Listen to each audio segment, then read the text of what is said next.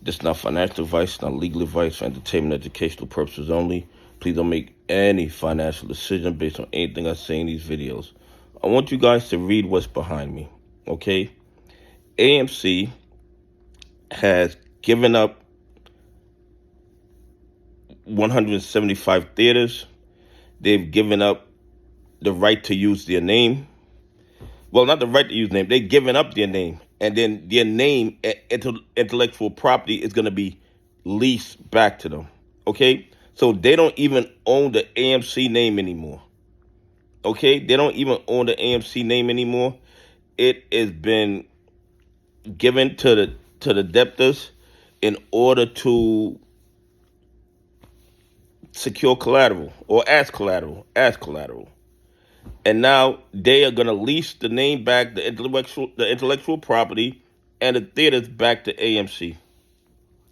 Now, initially, this might seem like a great thing, okay? And I know there's a lot of people that are going to disagree with me. This is just my opinion. People look at the same data and come to different conclusions all the time. This is just my analysis of what I'm reading, okay? So feel free to disagree with me in the comments. I don't have any personal problem with that. I understand, okay? I understand that people are going to disagree with me. But this is reminding me of Red Lobster 2.0, where private equity comes in, takes all the collateral, leases it back to Red Lobster, and then when they're ready to take over Red Lobster or get rid of Red Lobster, they just increase the rates of what they're lending them the property on. They just keep increasing the rates, increasing the rent, increasing the fees to use the name and things like that. And I believe that's what's going to happen with AMC.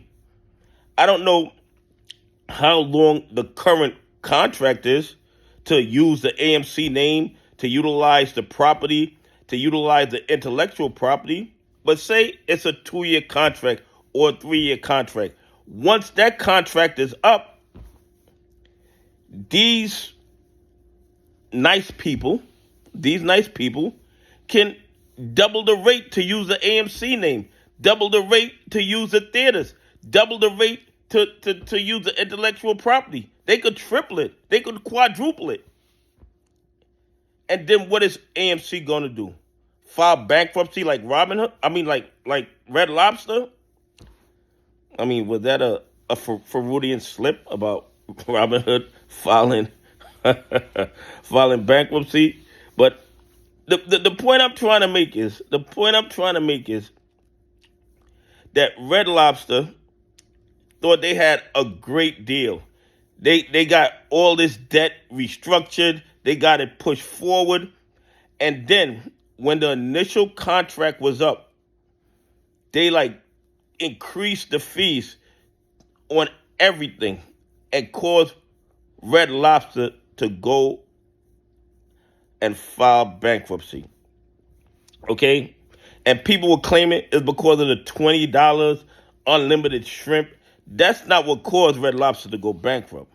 It was the private equity increasing the cost to utilize the property and the intellectual property and things like that. And that is what I see happening with AMC. I'm not sure how long the initial contract is. I don't know. Maybe if somebody knows, leave it in the comments, because I'm not going to go through every single piece of paper, line by line. I'm not going to do that. But I'm going to tell you this.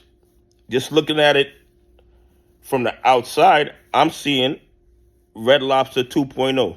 I'm seeing AMC give up the rights to their name, give up the rights to 175 theaters, give up the rights to intellectual property, to push the loans down 3 years.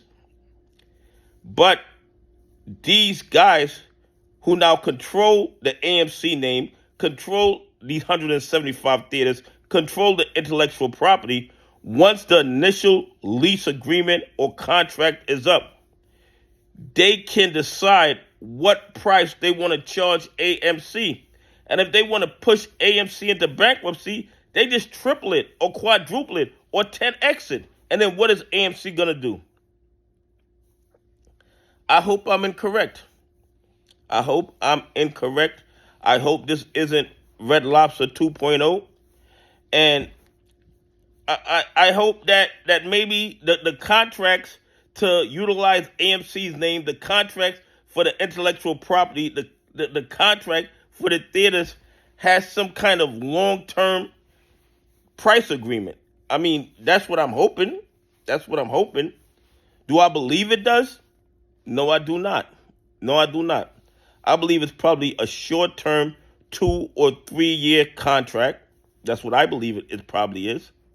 And then in 3 years, the people who will now control AMC's name, AMC's intellectual property, they will be able to charge whatever they want for AMC to use AMC's own name, which is absolutely crazy to me. And I'm going to tell you something else. You guys know that I've been making videos about what they've been doing is violation of AMC's trademark. Okay? AMC's intellectual property. And now AMC just gave up their trademark, their name, and their intellectual property to somebody they owe money to. I mean, is it a coincidence that I started talking about trademarks and now all of a sudden AMC gives up its trademark? I mean, listen, I know you guys are going to claim I'm a conspiracy theorist, but I have a very, I think I have a very clear mind, and I look at the full picture. But AMC gave up their name. They gave up their intellectual property. They gave up 175 theaters. So now these people that they owe money to, these entities they owe money to, now kind of control the AMC trademark. So now they could license it out to people who want to make AMC tokens and not be sued for trademark violations. Listen, I don't know, but it's a little weird to me that after I've been screaming about trademark, AMC gives up their trademark.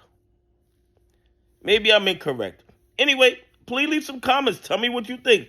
Do you think that this AMC debt restructuring reminds you of the Red Lobster restructuring, where they gave up all their property, had it leased back to them, and then the people who owned it just raised the prices, raised the fees, and sent Red Lobster to bankruptcy? Let's hope that's not what this is. Let's hope that I'm incorrect. Okay? Anyway, have a great day. God bless, and I appreciate y'all on this journey with me.